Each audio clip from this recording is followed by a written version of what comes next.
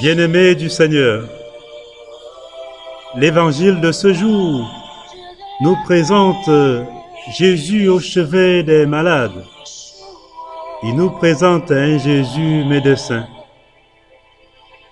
Voyez-vous, le Verbe, la parole de Dieu, est le nom propre que Jean l'évangéliste donne au Christ, le Fils de Dieu. Jean chapitre 1, versets 1 à 2. Au commencement et de toute éternité, il est le Verbe, il est la parole de Dieu. Devenu homme, il a pris un autre nom, Jésus, Yeshua, qui veut dire sauveur. Matthieu chapitre 1, verset 21. Le Christ est Dieu, il est la parole de Dieu qui vient à l'être humain, qui vient à l'humanité. Il est venu à l'être humain par sa chair, c'est-à-dire en devenant homme. Il vient à l'humanité pour lui annoncer le règne de Dieu. C'est pourquoi justement, Jésus commence son ministère par ces paroles.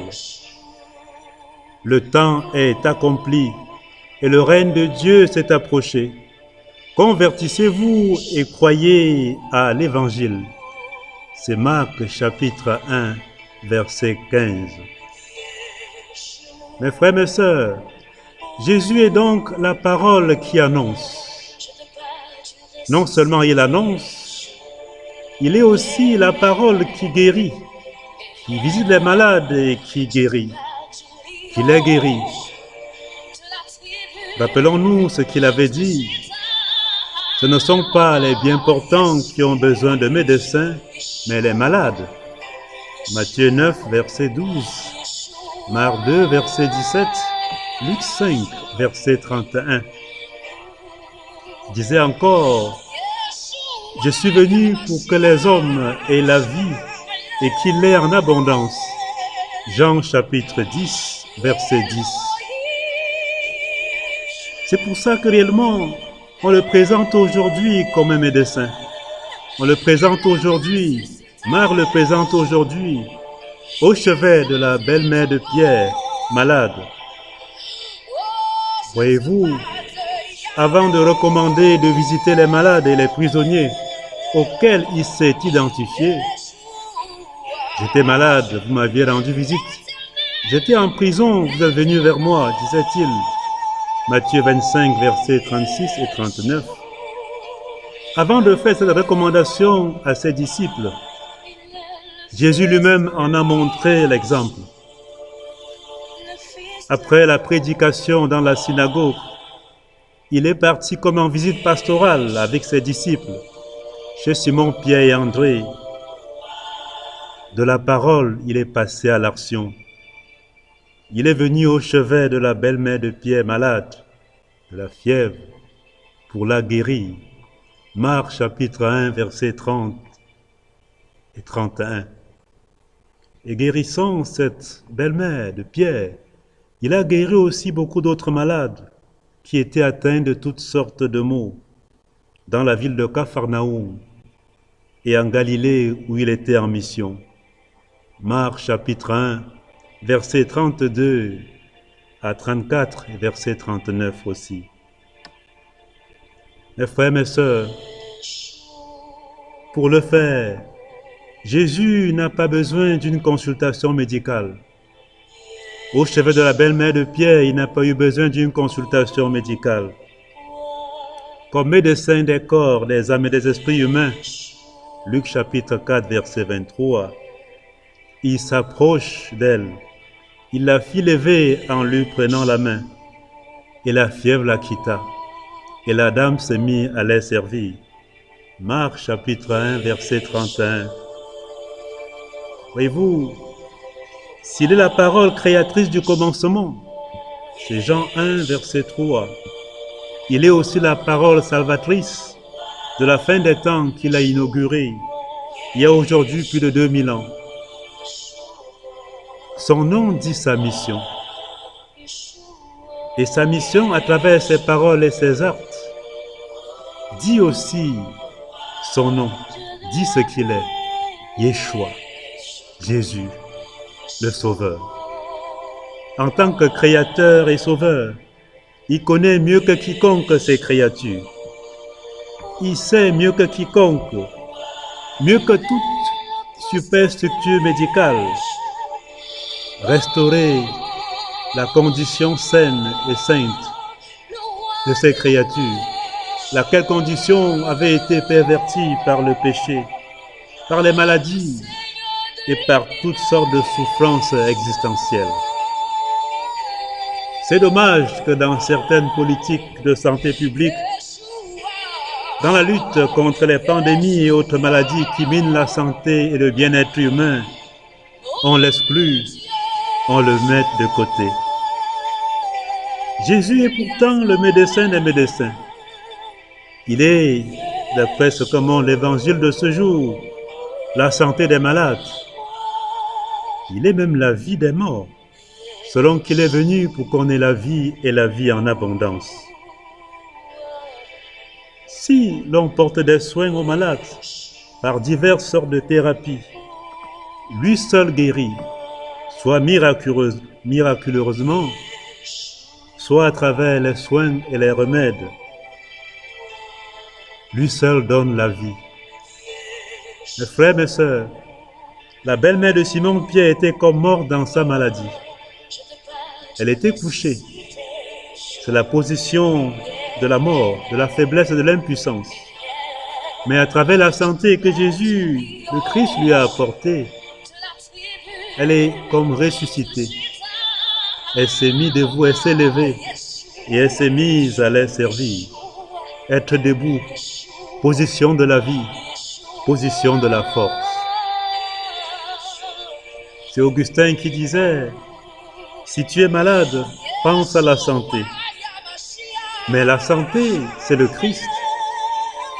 Pense donc au Christ. Mes frères, mes sœurs, tout pécheur est un malade du Christ. Toute pécheresse est une malade du Christ.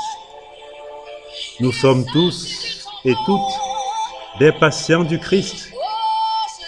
Mais quand nous confessons sa miséricorde, à travers l'accueil de sa parole, de son évangile, il nous guérit et même nous sauve.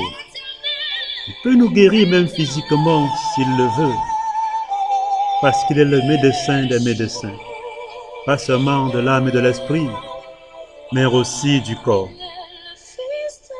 L'annonce de l'évangile, la parole de Dieu, vise cette santé qui est ultimement le salut en Jésus-Christ. Être réellement guéri veut dire être sauvé. Être réellement malade veut dire perdre le salut. La mission de l'évangélisation, c'est enfin que tous et toutes aient le salut. On se rappelle cette parole illustre de Saint Jean. Dieu en effet a tant aimé le monde qu'il a envoyé son Fils unique pour que toute personne qui croit en lui ne périsse pas, mais ait la vie éternelle.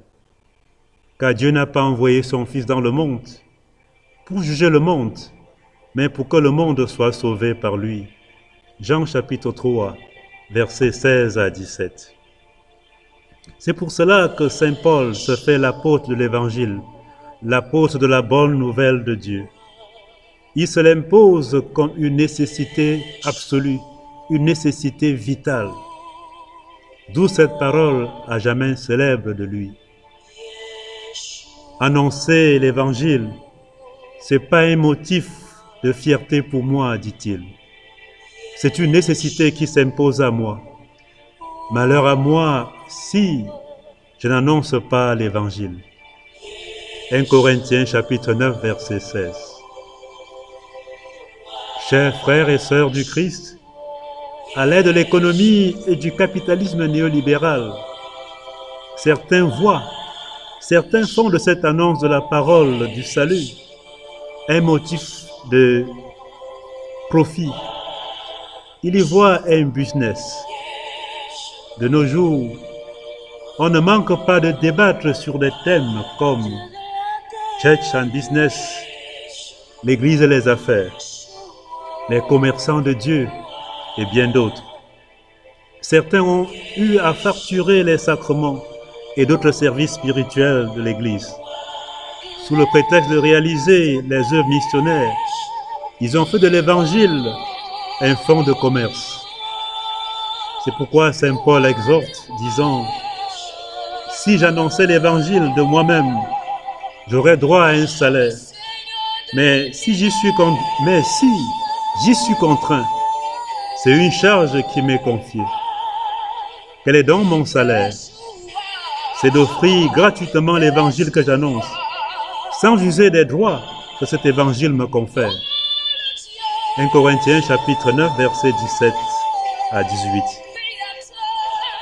Certes, l'ouvrière de la bonne nouvelle mérite son salaire, comme dit le Christ lui-même, Luc chapitre 10, verset 7, mais pas en facturant sa mission, pas en taxant l'Évangile. En effet, quand il a envoyé les 12 en mission, Jésus leur avait donné cette instruction. En chemin, proclamez le règne des cieux, proclamez que le règne des cieux s'est approché. Guérissez les malades, ressuscitez les morts, purifiez les lépreux, chassez les démons. Vous avez reçu gratuitement, donnez gratuitement. La gratuité. Dieu seul peut donner la foi, mon frère, ma soeur, mais tu peux donner ton témoignage. Dieu seul peut donner l'espérance, mais tu peux rendre confiance à tes frères et sœurs. Dieu seul peut donner l'amour, mais tu peux apprendre à l'autre à aimer. Dieu seul peut donner la paix, mais tu peux s'aimer l'union. Dieu seul peut donner la force, mais tu peux soutenir un découragé. Dieu seul est le chemin, mais tu peux l'indiquer aux autres. Dieu seul est la lumière, mais tu peux rendre aux autres. Tu peux la faire briller dans les yeux, aux yeux de tous.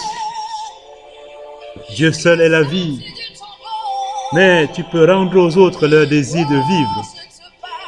Dieu seul peut faire ce qui paraît impossible, mais toi, tu peux faire le possible. Dieu seul se suffit à lui-même, mais il préfère compter sur toi. C'est une méditation d'une équipe de Campinas au Brésil. Et on peut ajouter, Dieu seul peut guérir un malade, mais tu peux le soigner ou le visiter. Dieu seul peut convertir une âme, mais tu peux lui porter la bonne nouvelle. Dieu seul peut toucher un cœur, mais tu peux prier pour lui. Seigneur, c'est toi la santé des malades. Que tout ceci s'accomplisse dans nos vies, dans nos cœurs, pour la gloire de ton nom. Toi qui es, toi qui étais, toi qui viens. Amen. Merci Seigneur Jésus.